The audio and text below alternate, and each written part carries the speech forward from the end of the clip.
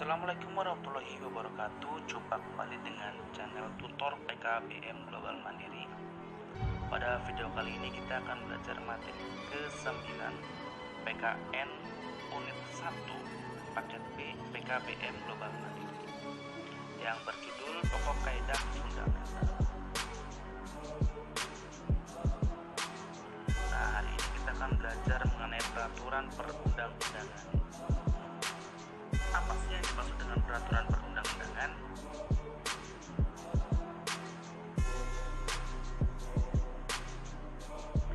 Dalam Undang-Undang Nomor 12 Tahun 2011 tentang pembentukan peraturan perundang-undangan disebutkan bahwa yang dimaksud dengan peraturan perundang-undangan adalah peraturan tertulis yang memuat norma hukum yang mengikat secara umum dan dibentuk oleh lembaga atau pejabat yang berwenang melalui prosedur yang ditetapkan peraturan perundang-undangan.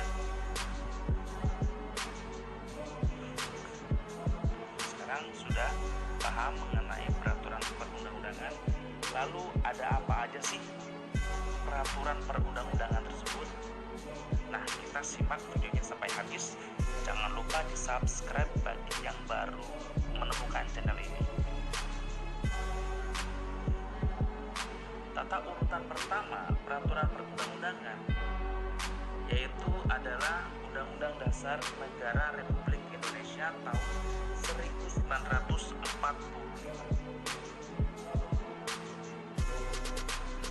Untuk pertama kalinya hukum dasar tertulis yaitu Undang-Undang Dasar Negara Republik Indonesia tahun 1945 yang ditetapkan oleh PPKI atau Panitia Persiapan Kemerdekaan Indonesia dalam sidangnya tanggal 18 Agustus tahun 1945 atau satu hari setelah kemerdekaan. Kemudian ketentuan dalam pasal 3 ayat 1 Undang-Undang Dasar Negara Republik Indonesia tahun 1945 menyatakan bahwa Majelis Permusyawaratan Rakyat atau MPR berwenang mengubah dan menetapkan Undang-Undang Dasar Negara Republik Indonesia. Jadi yang boleh mengubah dan menetapkan Undang-Undang Dasar adalah MPR yang sudah dibentuk oleh PPKI. Urutan kedua adalah ketetapan MPR. Siapa yang berwenang dan membentuk ketetapan MPR? Jelas, yang boleh berwenang adalah MPR sendiri ya. Yang ketiga adalah undang-undang atau peraturan pemerintah pengganti undang-undang atau Perpu. Siapakah yang berwenang untuk mengubah dan membentuk undang-undang atau Perpu? Jawabannya adalah DPR dan Presiden. Undang-undang adalah peraturan perundang-undangannya dibentuk oleh DPR dengan persetujuan bersama Presiden. Jadi, pembentukan undang-undang merupakan wewenang DPR dan Presiden secara bersama-sama. Sedangkan untuk Perpu atau peraturan pemerintah pengganti undang-undang yaitu ditetapkan oleh Presiden dalam hal ihwal kegentingan yang memaksa atau hal keadaan darurat. Yang keempat adalah peraturan pemerintah. Peraturan pemerintah adalah peraturan perundang-undangan yang ditetapkan oleh Presiden untuk menjalankan undang-undang sebagaimana mestinya. Selanjutnya adalah peraturan Presiden sendiri adalah peraturan yang ditetapkan oleh Presiden untuk menjalankan perintah perundang-undangan yang lebih tinggi atau dalam penyelenggaraan kekuasaan pemerintah. Kemudian peraturan daerah provinsi atau Perda provinsi. Siapakah yang berhak dan berwenang untuk mengubah atau membentuk peraturan daerah provinsi? Jawabannya adalah DPRD provinsi dengan persetujuan bersama gubernur. Di DPRD dan gubernur. Ini untuk peraturan daerah provinsi ya. Kemudian yang terakhir adalah peraturan daerah kabupaten atau kota. Jawabannya adalah DPRD dan bupati atau wali kota. Nah, ini bedanya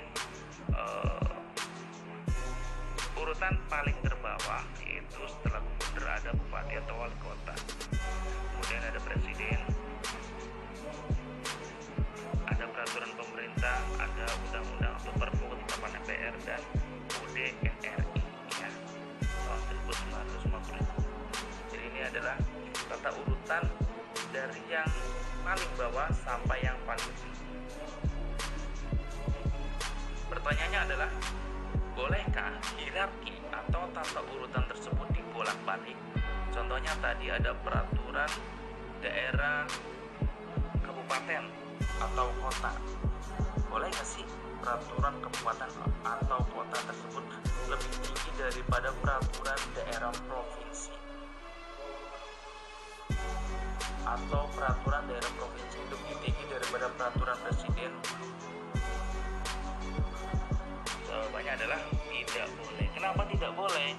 Karena tata urutan tersebut mengandung makna perjanjangan, yaitu setiap jenis peraturan perundang-undangan yang lebih rendah tidak boleh lebih tinggi dengan peraturan perundang-undangan yang di atas. Jadi peraturan yang lebih rendah tidak boleh dengan peraturan perundang-undangan yang lebih tinggi, yang tidak boleh bertentangan ya. Jika suatu undang-undang bertentangan dengan Undang-Undang Negara Republik Indonesia tahun 1945, maka dapat dilakukan pengujian atau judicial review oleh Mahkamah Konstitusi. Namun jika peraturan perundang-undangan di bawah undang-undang, maka dilakukan pengujian oleh MA. Di bawah Undang-Undang Negara Republik Indonesia, Undang-Undang Dasar, tadi yang paling bawahnya ada apa? Ada ketetapan MPR. Apabila ketetapan MPR bertentangan dengan Undang-Undang Dasar Negara Republik Indonesia, maka dapat dilakukan pengujian oleh Mahkamah Konstitusi. Namun apabila peraturan perundang-undangan di bawah undang-undang, maka dilakukan pengujian oleh MA. Jadi apa aja di bawah undang-undang? Yaitu ada peraturan pemerintah perpu atau peraturan pemerintah undang-undang, ada peraturan pemerintah, ada peraturan presiden, peraturan daerah provinsi, dan peraturan daerah kabupaten atau kota. Nah, sekarang perhatikan gambar tersebut. Menurut Anda, adakah isi muatan materi dan tujuan dibuat peraturan tersebut? Lalu siapakah yang membuat peraturan tersebut? Kalau kita perhatikan pada gambar, peraturan tersebut dibuat oleh Perda atau Peraturan Daerah Kota Semarang. Yang membuat adalah Wali Kota Semarang. Tentu sudah ada tujuan dan maksud dibuatnya peraturan tersebut. Untuk apa? Peraturan tersebut dibuat dan dapat dilaksanakan, yaitu untuk mengayomi masyarakat, karena setiap undang-undang harus memperhatikan asas-asas yang harus sesuai dengan peraturan perundang-undangan. Ada asas apa aja sih yang sesuai dengan peraturan perundang-undangan? Yaitu Undang-Undang Nomor 12 Tahun 2011 menjelaskan bahwa asas-asas pembentukan peraturan perundang-undangan, yaitu yang pertama harus mempunyai kejelasan tujuan dari dibentuknya undang-undang tersebut. Kemudian kelembagaan atau pejabat pembentuk yang tepat. Contohnya tadi ada wali kota yang membentuk peraturan tersebut, yaitu DPRD ya. Dan kesesuaian antara jenis,